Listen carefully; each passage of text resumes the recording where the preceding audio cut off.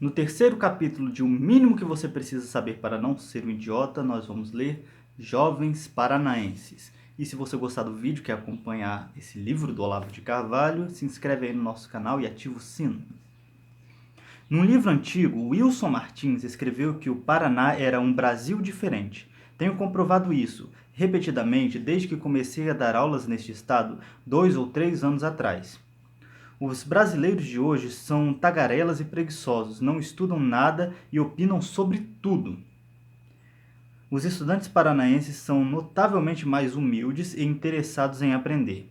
A importância da humildade no aprendizado já era enfatizada na Idade Média por Hugo de São Vítor, um dos maiores educadores de todos os tempos. Humildade significa, no fundo, apenas senso do real. O culto universal da juventude obscureceu essa verdade óbvia, a ponto de que todo mundo já acha natural esperar que, aos 15 ou 18 anos, um sujeito tenha opiniões sobre todas essas coisas, miraculosamente elas estejam mais certas que as de seus pais e avós. Sobre a humildade, esse título desse livro mesmo, O Mínimo que Você Precisa Saber para Não Ser um Idiota, causa um olhar torto em muitas pessoas. Tipo, quando eu comento um livro bom, que eu comento que esse livro é bom para as pessoas lerem, eles pensam ou falam mesmo: "Ah, eu não sou idiota", mas eu sempre vi esse título como um atestado de humildade. Se você vai ler esse livro, você admite que você não sabe de coisas que você precisa saber. Vamos continuar. Tá. O culto da juventude traz como um de seus componentes essenciais o desprezo pelo conhecimento. Se ao sair da adolescência o sujeito já traz na cabeça todas as ideias certas, para que continuar estudando? No Brasil, esse preconceito arraigou-se tão fundo que já parece impossível extirpá-lo. O efeito disso é que milhões de jovens, incapacitados para perceber as mais óbvias realidades, se creem investidos do direito divino de julgar todas as coisas, homens e fatos. Além do conhecimento, falta-lhes às vezes até aquele mínimo de integração da consciência, sem o qual um sujeito não pode sequer argumentar de maneira razoável. Sua pretensão arrogante contrasta tão deploravelmente com a sua falta de recursos intelectuais que nenhum educador dotado de bom senso se aventuraria a lhes ensinar o que quer que fosse. Essa arrogância mesmo e do jovem de achar que sabe de tudo, que está certo em tudo,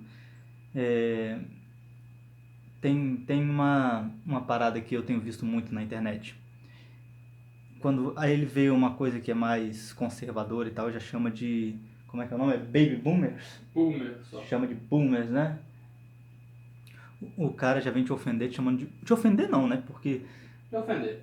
ele quer te ofender, já te chama de boomer, tipo, querendo te chamar de antiquado.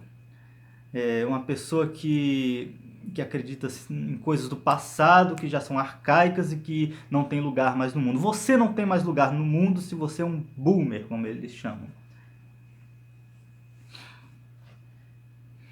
Raríssimos estudantes hoje em dia sabem distinguir princípios gerais de tomadas de posição sobre acontecimentos específicos. Adotam uma opinião sobre isso ou aquilo, sobre o homossexualismo, sobre a guerra no Iraque e fazem dela imediatamente um princípio universal, extraindo-lhe conclusões que desmentem os próprios princípios da lógica ou do direito, nos quais, não obstante, continuam se baseando para raciocinar sobre tudo mais. A autodeterminação dos povos, por exemplo, é usada para justificar a soberania de Saddam Hussein. Ao mesmo tempo... Peraí, deixa eu ler isso aqui de novo. A autodeterminação dos povos, por exemplo, é usada para justificar a soberania de Saddam Hussein, ao mesmo tempo que se deixa de aplicá-la à minoria curda, sendo quase impossível mostrar ao falante que há aí uma contradição. Em casos como esse, uma opinião política singular se sobrepõe de tal modo aos princípios fundamentais do próprio raciocínio que uma pessoa neurologicamente normal acaba tendo o desempenho cerebral de um mongoloide. Outro dia encontrei na internet um site de jovens homossexuais que demonizavam os Estados Unidos. São aqueles socialistas de iPhone. terra de promissão do movimento gay, e defendiam entusiasticamente as ditaduras islâmicas, nas quais o homossexualismo é crime punido com a morte. Na antiga retórica greco-latina, isso chamava-se argumento suicida, como no caso de um judeu que fizesse propaganda nazista. O argumento... Mas não adianta você falar para eles, né? Eles não acreditam, eles falam que você tem que ter respeito pelas culturas alheias. O argumento suicida era tão raro...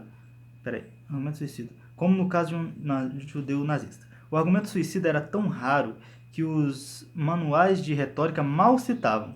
Hoje em dia, tornou-se a coisa mais comum do mundo, e nas falas dos estudantes brasileiros, quase um paradigma. Os exemplos que citei são só 2 entre os milhares. Quanto mais lisonjeada por pais e educadores, mais a juventude se torna estúpida e incapaz, anunciando uma maturidade de ressentimento, fracassos e maturidade de ressentidos, fracassados e invejosos. Tenho me defrontado com esses tipos no Brasil inteiro, mas garanto, os estudantes paranaenses, o número deles é bem menor. Não sei como explicar esse fenômeno. Não conheço a história cultural do Estado a ponto de arriscar alguma hipótese. Apenas assinalo o fato e reconheço ver neles um raro sinal de que, para a cultura desse país, nem tudo está perdido. Pelo menos para os paranaenses, né? Então, sobre a humildade, quando você recomendar esse livro para alguém, ele falar, eu não sou idiota, você fala para ele. Você fala para ele que às vezes você tem que reconhecer que você não conhece algumas coisas e que você precisa aprender.